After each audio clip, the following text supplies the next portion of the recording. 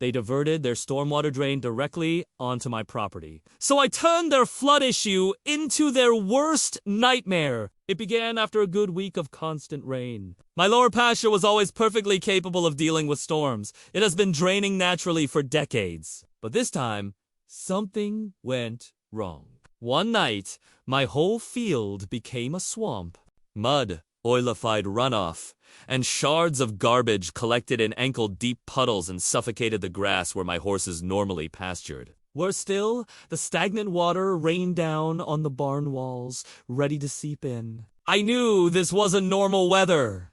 Something had shifted. So, I slipped on my boots and began patrolling the fence line. When I spotted it, a brand new concrete storm drain pipe protruding, straight through the HOA's neat retaining wall. And where did it go? Straight onto my land. They'd constructed a new subdivision retention pond, but rather than invest the funds in effectively managing their water, they simply dumped it onto my property. No notice, no permission, no easement, zero. I rang up the HOA's property manager, trying to be fair and give them the benefit of the doubt. Perhaps it was an error. But nope, he freely admitted it, outright and self-satisfied about it.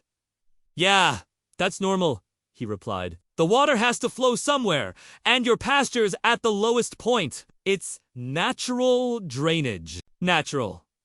This was nothing like natural. This was once some soft trickle. It was a concrete pipe dumping thousands of gallons onto my field every time it rained. So, I phoned the county.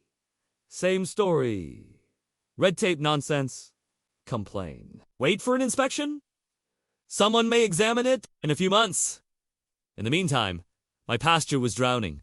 My horses were miserable. And my barn was in jeopardy. That's when I made a decision.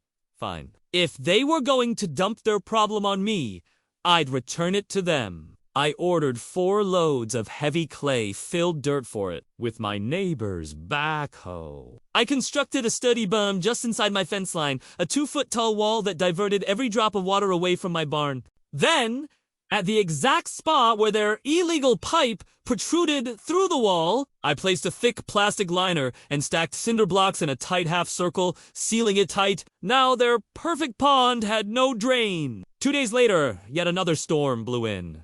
But I wasn't concerned this time. I watched from my porch, dry and toasty, as the mayhem played out. Their retention pond overflowed like a super-saturated bathtub. The water oozed over their walking trail, inundated their elegant tennis courts.